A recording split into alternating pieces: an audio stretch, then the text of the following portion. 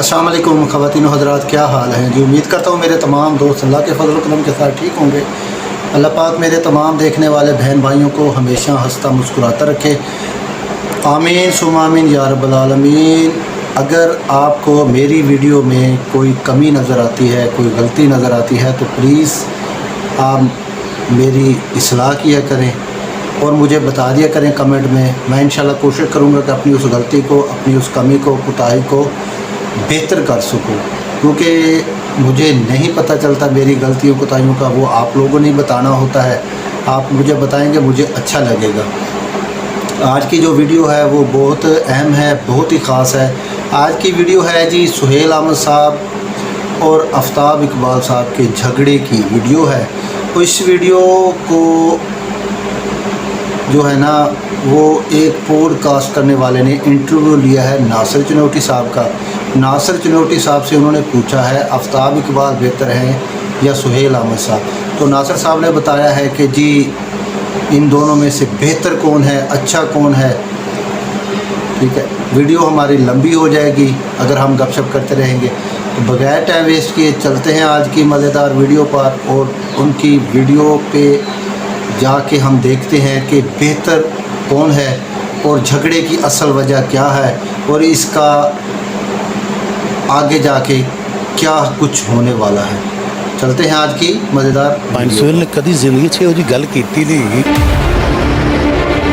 आफ्ताब इकबाल साहब के पहले तनकीद की सुहेल अहमद साहब ने कि वो ऐसे बोलते हैं, वो ये करते हैं, वो अपने आप को पता नहीं क्या समझते हैं। सुलह हो जाएगी इंशाल्लाह।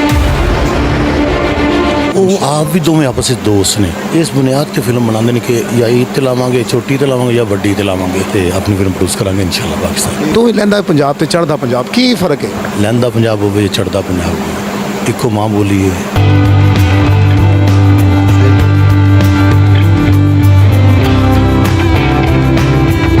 बिस्मिल्लाहिर्रहमानिर्रहीम। जी मैं इस वक्त अल-फलाह थिएटर में मौजूद और मेरे साथ जानते हैं कौन मौजूद है? पाकिस्तान के लेजेंड, न सिर्फ पाकिस्तान बल्कि एशिया के लेजेंड, क्योंकि जितना प्यार इनसे पाकिस्तानी करते हैं उससे कहीं ज़्यादा भारत में ये मकबूल हैं, क्योंकि अन्नी दया मजाक है और बहुत सी फिल्में ऐसी कि जिनकी वजह से इन्होंने भारतीय जो फिल्म बेन हैं उनके भी दिलों में घर किया है। स्टेज के तो बेताज बादशाह हैं, बहुत से खबरदार बहुत से प्रोग्राम में आपने इनको देखा है। आज मेरे साथ मौजूद है नासिर चनोटी साहब। जी अस्सलाम वालेकुम। वालेकुम सलाम। शकील भाई कैसे हो, ठीक हो? जी अल्लाह का शुक्र। पहले तो ये बताइए कि अब नए प्रोजेक्ट जो आपके आ रहे, लोग जो हैं जानना चाहते हैं, जो यूके के ख़ास तौर पर लोग हैं वो जानना चाहते हैं कि अब कौन कौन से प्रोजेक्ट आपके आ रहे हैं? शकील भाई मेरी इस साल इंशाल्लाह ताला 3 फिल्मां ने। डैडी और डैडी है की फिल्म, तो उस बाद मेरी है अपना दिलजीत भाजी के नाल फिल्म है जट एंड जूलियट 3। उस वक्त कैरियन जट्टियाँ हो व्हाट इट नाइस नेम। हाँ जी, गिप्पी भाजी ने और सुनील ग्रोवर पहली दफ़ा जिन्होंने मैं काम किया है कपिल शर्मा के शो देखा हुआ गुत्थी। हाँ, तो बहुत अच्छे फनकार ने। ये अपने 3 प्रोजेक्ट इस साल इंशाल्लाह है। इंशाल्लाह अल्लाह तुहानू कामयाब करे, तुसी पाकिस्तान का सरमाया हो। तो नाल एक और गल मैं इस वे नासिर साहब करना चाहूँगा कि पाकिस्तान के 2 लेजेंड ने और तुहाडे भी शायद तुसी बड़ा काम किया उन्होंने नाल, आफ्ताब इकबाल ते सुहेल अहमद साहब। इस वे उन्होंने कुछ सिलसिला इस तरह चलता पाया, तनकीद चलती हुई दोवां दी। सुहेल अहमद साहब के साथ भी बहुत काम किया, आफ्ताब इकबाल साहब के साथ भी बहुत काम किया आपने। तो ये 2-3 दिन से एक सिलसिला ऐसा चल रहा है जिसकी वजह से फील्ड के लिए बड़ा मैं समझता हूँ कि सवालिया निशान है। आफ्ताब इकबाल साहब के पहले तनकीद की सुहेल अहमद साहब ने कि वो ऐसे बोलते हैं, वो ये करते हैं, वो अपने आप को पता नहीं क्या समझते हैं। उसके बाद उन्होंने जवाब दिया। अभी 2-3 दिन से ये सिलसिला चल रहा है सोशल मीडिया पर, तो क्या कहेंगे सवाल है? देखो, पहले गल तो है कि मेरे दोस्त नहीं है, मेरे दोवें बड़े भरा ने। और पंज सुहेल के बारे में मैं ही कहूँगा, पंज सुहेल ने कभी जिंदगी च वो जी गल की नहीं। वो कोई मिसटेक है या कोई ऐसी बात है, लेकिन सुहेल साहब की कभी जबान से वो आप भी दोवें आपस में दोस्त ने। आफ्ताब इकबाल साहब ने भी कभी जिंदगी के कोई यही गल नहीं की। तो उन्हों का तलक साढ़े तो बहुत पुराना है और मेरे लिए तो दोवें काबिल एहतराम ने और बड़े भरा ने। तो कोई गल हो जाती, गिले शिकवे हो जाते हैं आपस भैन भरावां दे भी हो जाते हैं। तो दिन बेड़ा कोई इस गल को सीरियस लैने वाली गल नहीं। तो जिथे गिला शिकवा होया है वो तो खत्म भी हो जाएगा इंशाल्लाह। साड़ी तो दुआ है, क्योंकि फील्ड जी ना बड़ी मुश्किल है। तुसी लोगों ने तुहाडे वर्गे जो लेजेंड ने उन्होंने इस फील्ड में मकाम आज दिता कि तो इस काबिल ही नहीं गए।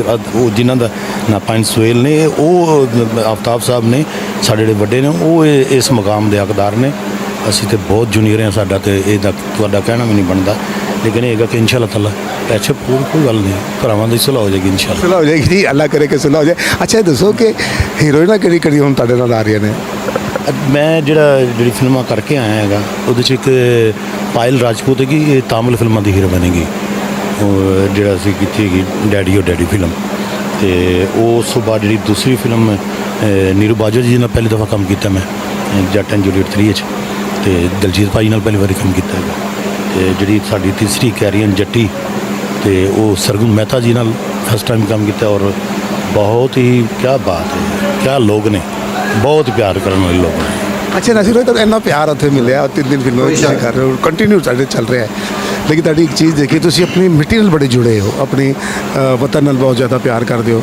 ਇਹੀ ਵਜ੍ਹਾ ਹੈ ਕਿ ਤੁਸੀਂ ਅੱਜ ਵੀ ਜਿਹੜਾ ਹੈ ਇਹਦੇ 5 ਦਿਨ ਦੇ ਡਰਾਮੇ ਦੀ 2-2 3-3 ਇਹਦੇ ਚੱਲ ਰਹੇ, ਫਿਰ ਹੁੰਦੇ ਨੇ ਰੋਜ਼ਾਨਾ 2 ਸ਼ੋ।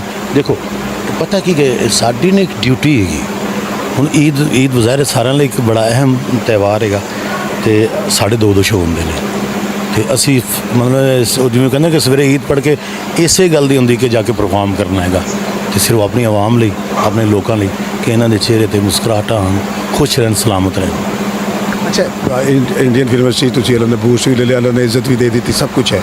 ਪਾਕਿਸਤਾਨ 'ਚ ਵੀ ਤੁਸੀਂ ਕੰਮ ਕੀਤਾ ਹੈ, ਤੇ ਕੀ ਕਹੋਗੇ ਭਾਈ ਇਸ ਵੇਲੇ ਪਾਕਿਸਤਾਨ ਦੀ ਇੰਡਸਟਰੀ ਕਿਹੜੀ ਜਗ੍ਹਾ ਤੇ ਖਲੋਤੀ? ਦੇਖੋ ਪਾਕਿਸਤਾਨ ਦੀ ਇੰਡਸਟਰੀ ਜਿਹੜੀ ਸਾਡੀ ਨਾ, ਇਹ ਨਹੀਂ ਕਿ ਇੱਥੇ ਕੰਮ ਕਰਨ ਵਾਲੇ ਲੋਕ ਨਹੀਂ ਹੈਗੇ। ਸ਼ਕੀਲ ਭਾਈ ਇੱਥੇ ਡਾਇਰੈਕਟਰ ਬਹੁਤ ਵਧੀਆ ਨੇ, ਰਾਈਟਰ ਵੀ ਹੈ ਨੇ, ਠੀਕ ਹੈ, ਆਰਟਿਸਟ ਵੀ ਹੈ ਨੇ, ਤੇ ਮੈਨੂੰ ਉਮੀਦ ਹੈਗੀ ਇਨਸ਼ਾਅੱਲਾ ਤਾਲਾ ਜਿਸ ਤਰ੍ਹਾਂ ਮੈਂ ਕਹਿੰਦਾ ਕਿ ਫਿਲਮ ਈਦ 'ਤੇ ਕਿਉਂ ਆਏ, ਈਦ ਤੋਂ ਪਹਿਲੇ ਵੀ ਫਿਲਮ ਆਉਣੀ ਚਾਹੀਦੀ, ਪੂਰਾ ਸਾਲ ਹੈਗਾ, ਇੰਟਰਟੇਨਮੈਂਟ ਤਾਂ ਲੋਕਾਂ ਨੂੰ ਪੂਰੇ ਸਾਲ ਹੋਣੀ ਚਾਹੀਦੀ ਹੈ ਨਾ। ਤੇ ਮੈਂ ਉਹਨਾਂ ਲੋਕਾਂ ਨੂੰ ਕਹਾਂਗਾ ਜਿਹੜੇ ਸਿਰਫ ਇਸ ਬੁਨਿਆਦ 'ਤੇ ਫਿਲਮ ਬਣਾਉਂਦੇ ਨੇ ਕਿ ਜਾਂ ਈਦ 'ਤੇ ਲਾਵਾਂਗੇ, ਛੋਟੀ 'ਤੇ ਲਾਵਾਂਗੇ ਜਾਂ ਵੱਡੀ 'ਤੇ ਲਾਵਾਂਗੇ, ਵਿੱਚ ਵੀ ਲੋਕ ਤੁਹਾਡਾ ਇੰਤਜ਼ਾਰ ਕਰ ਰਹੇ ਨੇ, ਤਾਂ ਇਨਸ਼ਾਅੱਲਾ ਸਾਡੀ ਇੰਡਸਟਰੀ ਵੀ ਇਨਸ਼ਾਅੱਲਾ ਆਪਣੇ ਮਕਾਮ 'ਤੇ ਆ ਜਾਏਗੀ ਇਨਸ਼ਾਅੱਲਾ। ਬਹੁਤ ਲੋਕ ਮਿਹਨਤ ਕਰ ਰਹੇ ਨੇ, ਕੋਸ਼ਿਸ਼ਾਂ ਕਰ ਰਹੇ ਨੇ, ਤੇ ਹੋਣਗੇ ਇਨਸ਼ਾਅੱਲਾ। ਅੱਲਾ ਕਰੇ ਤੁਸੀਂ ਵੀ ਕਰ ਰਹੇ ਹੋ, ਬਾਕੀ ਲੋਕ ਵੀ ਕਰ ਰਹੇ ਨੇ। ਅੱਛਾ ਕਦੀ ਖਿਆਲ ਹੈ ਆਪ ਆਪਣੀ ਫਿਲਮ ਇੱਥੇ ਪਾਕਿਸਤਾਨ 'ਚ ਆਪਣੀ ਫਿਲਮ ਬਣਾਉਣ ਦਾ? ਜ਼ਰੂਰ ਬਣਾਵਾਂਗੇ ਇਨਸ਼ਾਅੱਲਾ ਤਾਲਾ।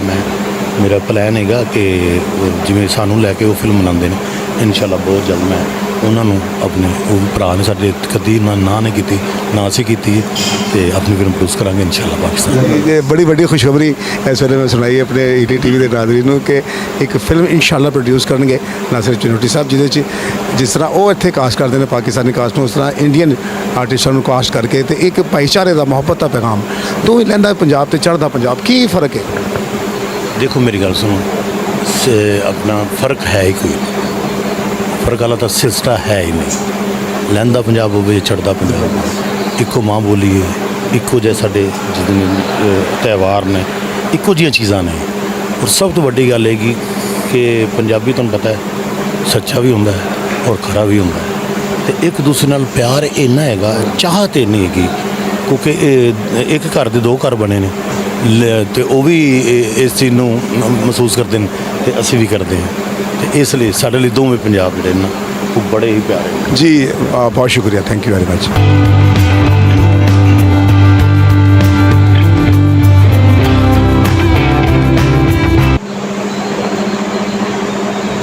जी नाज़रीन, प्रोग्राम देखा आपने, नासिर चनोटी साहब का इंटरव्यू था, तो इंटरव्यू में उन्होंने बहुत ही ज़बरदस्त, बहुत ही अच्छी बातें की हैं, मुझे बहुत पसंद आई हैं। अगर आपको भी पसंद आई हैं तो कमेंट में अपनी राय लाजमी दीजिएगा।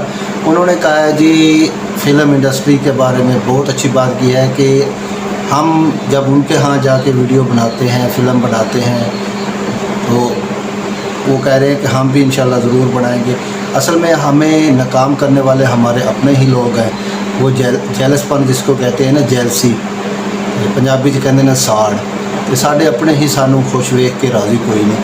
तो बाकी बाहर की जो कंट्री के लोग हैं उनसे बहुत प्यार मिलता है। मेरी वीडियो इंडिया में काफ़ी दोस्त देखते हैं, मैं उनका तहे दिल से शुक्रगुजार हूँ। मुझे कमेंट भी करते हैं, वो कमेंट में अपनी राय भी देते हैं। तो मैं फिर कहूँगा कि अगर आपको मेरी वीडियो में कोई कमी कोताही नज़र आती है तो प्लीज़ मुझे लाजमी बताया करें। अपना रखिएगा बहुत सारा ख्याल। मुझे दीजिए इजाज़त। एक नई वीडियो, एक नए टॉपिक के साथ आपकी खिदमत में हाज़िर होऊंगा। तब तक के लिए अल्लाह हाफिज़।